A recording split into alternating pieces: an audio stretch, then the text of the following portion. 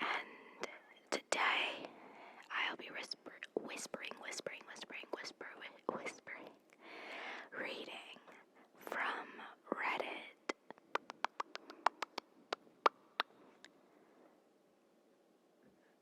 From this Reddit thread called NoStupidQuestions. And somebody posted, "Can I get some random advice about nothing in particular?" And people who commented had some pretty funny, but also like inspiring / actual good advice. So I thought that I could read this and it would be relaxing, but also interesting. So just put your phone down and close your eyes and let's get started. So yeah, user, warning, I'm broken, asked Reddit thread, "No stupid questions. Can I get some advice about nothing in particular?" The top answer says, the top comment says, "Gravity is evil and it is out to get you. Don't skimp on the things that protect you. Shoes, mattress, tires, etc." And then somebody else commented on that saying, "I've heard this, but worded differently. Don't be cheap with the things between you and the ground." And a little background why I'm reading this Reddit thread. I thought it'd be nice. It's kind of like positive affirmations, but I'd say reading advice is a little bit more helpful. A little bit more helpful, just because I love positive affirmations, and especially from my favorite ASMR artists. I'm like, yes, tell me that I'm loved and stuff like that. That feels so nice, but it's just like hearing advice from a friend or a mentor, or even this Reddit post could be so inspiring and uplifting and helpful. So those were kind of the vibes I was going for, like positive affirmations, like you can do it, do what you feel passionate about, stuff like that, but kind of like instead reading advice. And then, so I googled that, and of course, like the top things where it was like, the best advice I've ever heard is just like, I don't know, cliched, more cliched advice. Let me actually find what I was like looking at. Yeah, it was like, you Google best advice ever, and it's like, work hard, just keep going. Your life is your responsibility, and I don't find that advice helpful. So that's why I've gotten to this Reddit thread. But yeah, first advice, don't be cheap with the things between you and the ground.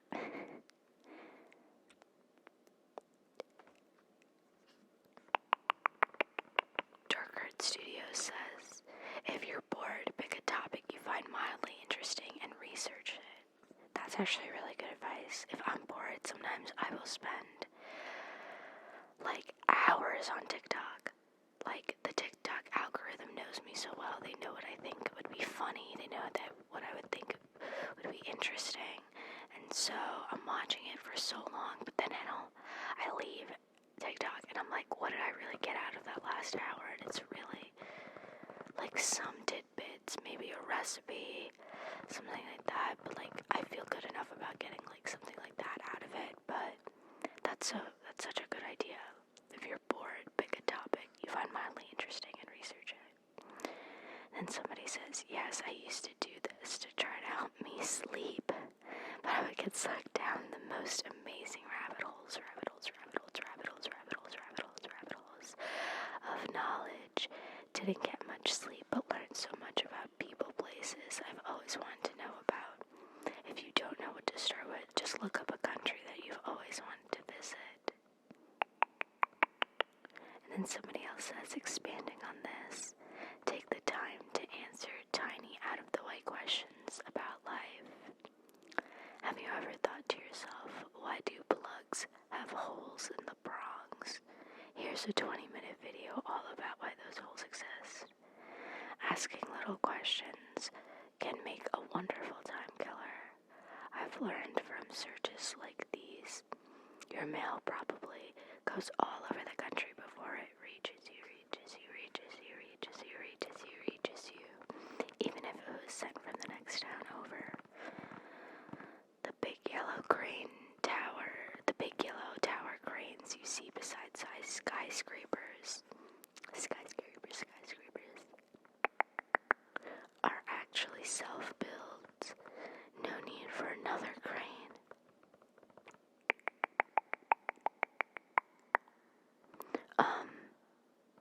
Yeah, it's like before TikTok, so TikTok is short form video. I used to watch a lot of video essays on YouTube, and people at work, like my friends and stuff like that, would always be like, what are you watching, like, on TV, like, especially during the pandemic. It's like, what are you doing, what are you watching, what have you been doing, like, and I'm not too big of a reader, so they know I'm not reading, spending hours reading books, but I love reading, like, watching video essays on YouTube. I definitely peaked that in college. And I like Vox and, like, New York Times opinion videos. I also, like, growing up, I really loved, like, Hank and John Green.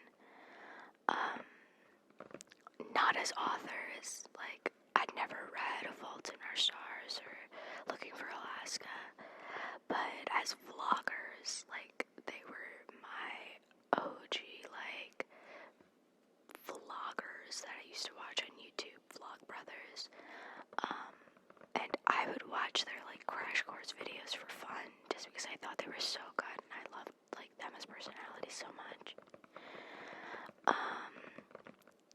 There's so many more, but yeah, this guy's basically like, yeah, watch 20-minute video essays, and I would recommend that. Maybe I should do that a bit more than I'm watching TikTok.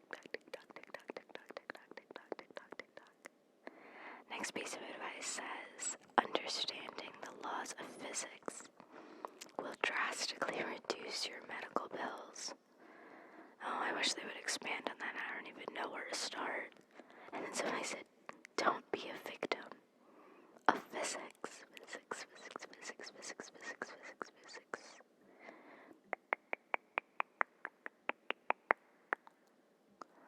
Own your horizon commented, honeybees are curious and non-confrontational.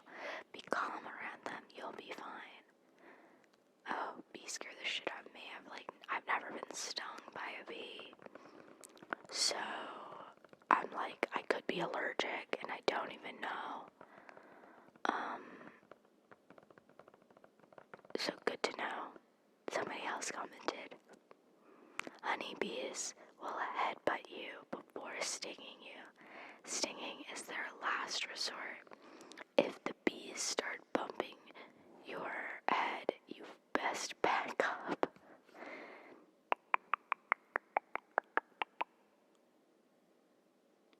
People are like, that's adorable. So cute.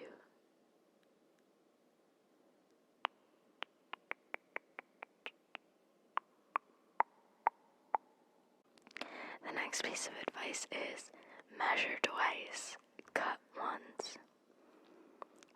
Somebody says, as an addendum to this, I would say measure 4 times. 2 times where the piece is going, and 2 times on the piece before you cut. Somebody said, or don't smoke weed before you measure/cut. Save the weed for sanding. Yeah, I hear that. Next piece of advice. Most people just want to feel like they've been heard. I think that's very true. And honestly, in an argument or something, that's honestly the most you can ask for, being heard. I truly believe that. A lot of times, people end up paying more in the long run for being cheap at the start. Buying cheap means buying twice, is what my mom always says. My grandma always told me to buy the middle priced item available. Don't buy the cheapest or most expensive. Cheapest will likely need replacement. Most expensive is probably overpriced. Second or third most expensive is usually the non-showy performer without the pointless bling, but every bit as solid as top shelf. Yeah. Buy it nice or buy it twice. And then somebody said, on the flip side, if you're starting a hobby, buy it cheap. If you wear it out or break it or recognize it's what you want to do that's different, then buy the good stuff. I think that's true.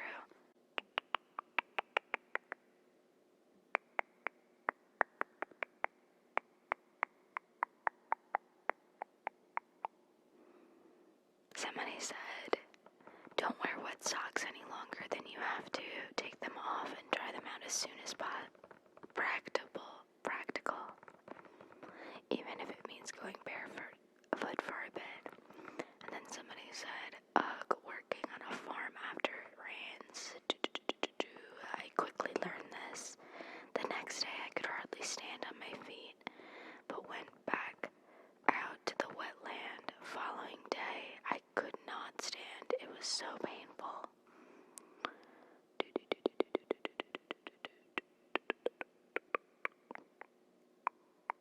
Somebody said, get gas the night before instead of waiting till the morning. You'll be glad you did. Don't forget to floss. Check your tires on a regular basis. Nails like to hide. Keep a decent amount of cash tucked away at home in case of emergency. And then everybody is saying, don't forget to floss is underrated advice. No amount of warnings about my teeth or gums ever motivated me to floss daily, but when my dentist told me my jawbone was steadily eroding. And then somebody said, my dentist told me I only need to floss between the teeth I'd like to keep. My dentist told me not flossing is like taking a shit and then swiping the TB quickly horizontally across the cheeks. God.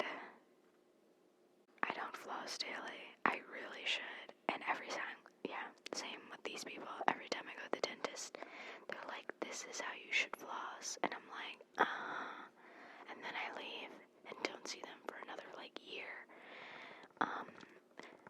And they're like, okay, so this is how you should be flossing. And I'm just like,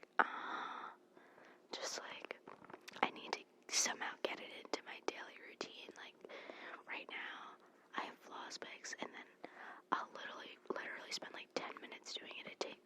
And that's a long time compared to you're brushing for 3 minutes, 2 minutes, but standing there flossing for 10. Yeah, that's why I asked for a floss pick for Christmas. Next advice. Pick your battles carefully in relationships and at work.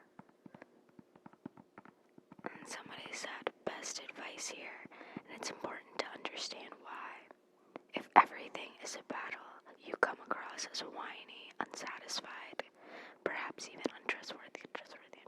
This is and at work part. You may even appear to be toxic. But if your gripes are more precise, it means you're thoughtful and deliberate. I'd rather consult with or bounce ideas off a colleague who I know has a sound and rational perspective on work than someone who can't last a conversation without gossiping or moaning. Yeah, that's true.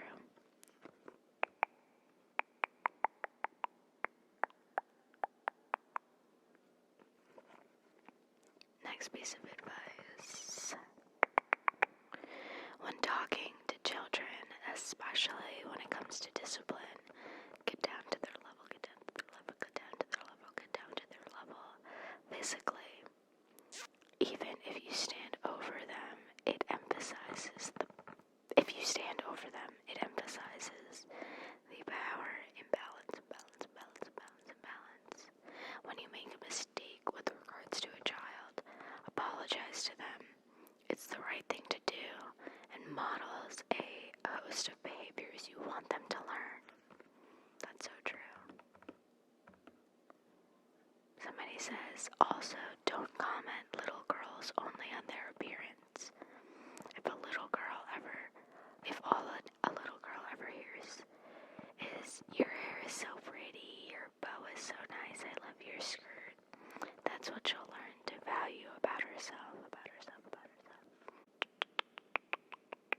Somebody said, absolutely, I always tried to praise my daughter for being brave, persistent, for thinking and then acting, etc. If you want to give your child useless feedback and build them up on a foundation of sand, praise them for being smart. Oh. If you want to build a child up and help them grow, praise them for persistence and effort. Somebody said, yes, you worked hard on that. Is better praise than, oh, you're so smart. Kids who are constantly told they're smart get paralyzed for fear of seeming dumb and won't try on things that they're not sure they can succeed at.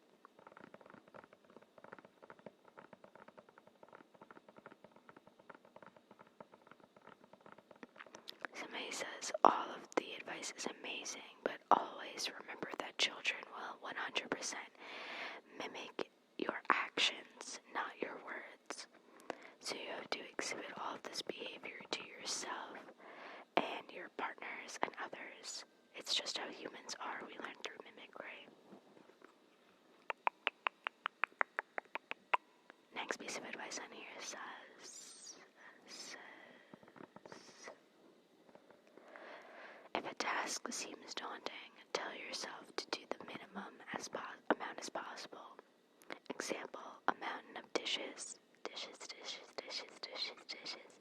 Wash one fork. Or gardening, pick one weed. Odds are high. Once you start, you'll do more than that. If you do stop and after one, you're still one fork cleaner at least. That's cool.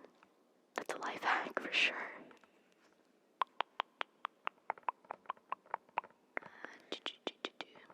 Buttery crab claws says, one of the best pieces of advice I have ever received in life. Always under-promise and over-deliver.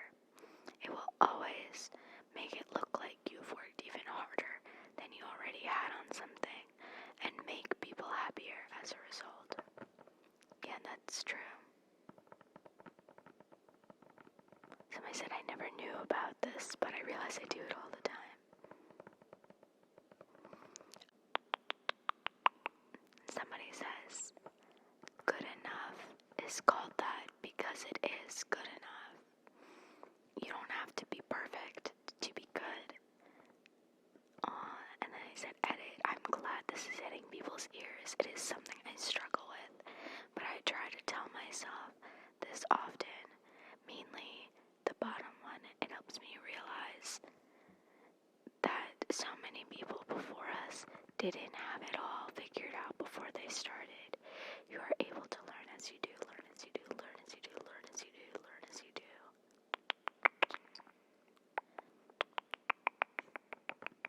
That's such good advice, honestly.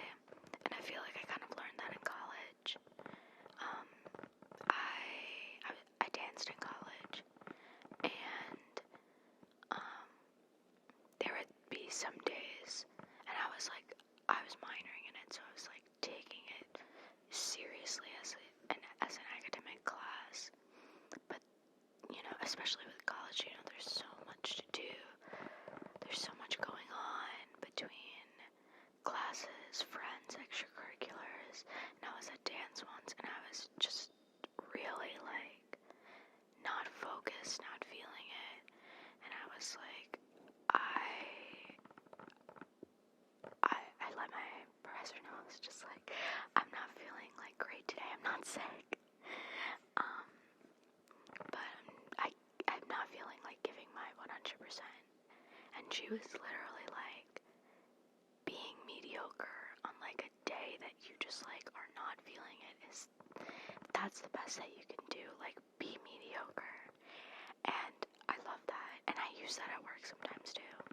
Where it's just I sit at a computer all day, by myself, working from home. And some days I have to tell my bosses, and this isn't every week or whatever, but if some days I'm feeling low motivation, I'll just be like, today I'm feeling like I'm gonna have a mediocre day. I'm gonna get done what I need to do, but I'm not gonna go above and beyond on deliverables 2 weeks from now today.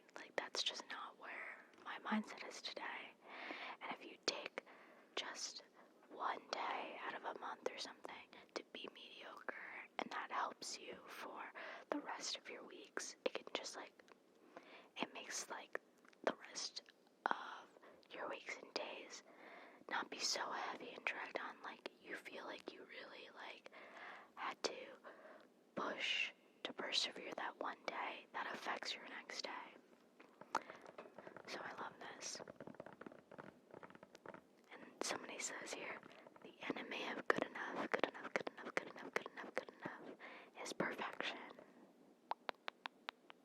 Done is better than perfect. Somebody says, can you time travel back and tell my mother this? Another good piece of advice here is, hunger is a measurement of how soon you should eat, not how much. Related, never make food decisions when hungry. And people are like, never go grocery shopping when hungry. Never go grocery shopping when high.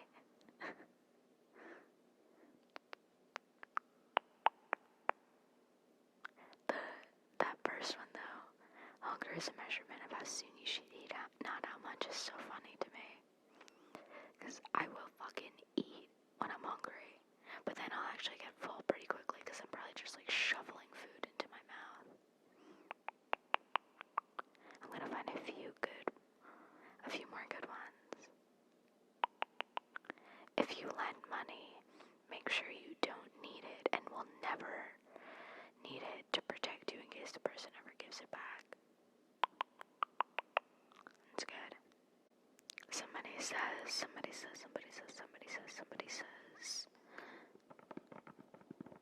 never make decisions when you are angry, and never make promises when you are beyond happy.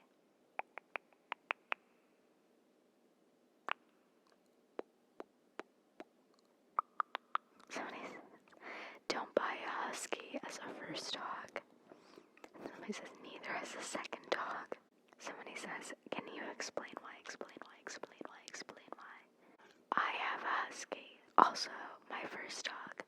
They shed a ton, require a lot of mental stimulation, and exercise, and they're too smart for their own good, like a toddler who can pick locks and fall into a pool. They can be stubborn and independent. Training them is more challenging. They shed constantly, also have a tendency to dig holes in the backyard. At least mine certainly does. They talk a decent bit, but that's not really a negative. All that is to say that the pros completely outweigh the cons for me. It's not even close. I love him to pieces. Oh, and they won't stop shedding. Oh, that's really sweet. That's really sweet. That's so sweet.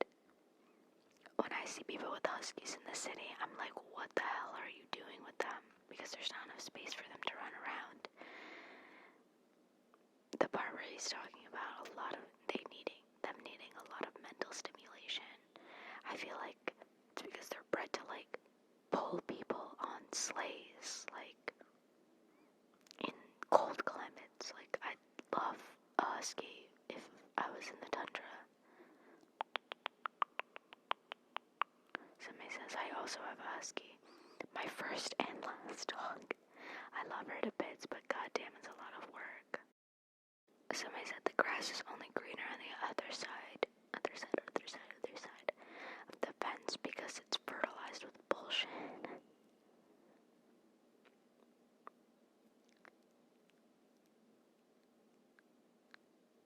Here's something that could be useful. Monitor your bank accounts, even the ones you don't use, and update your information with your banks. If your information isn't up to date and you're not monitoring your account, you can't complain when you owe a couple hundred in fees that could have been avoided. I'm keeping an eye on it. Somebody said it.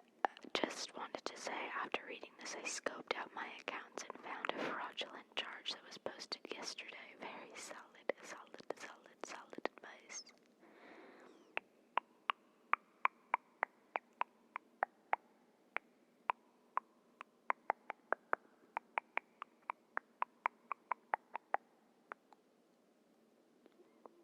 Okay, this is the last one I'm gonna read. This is the last one.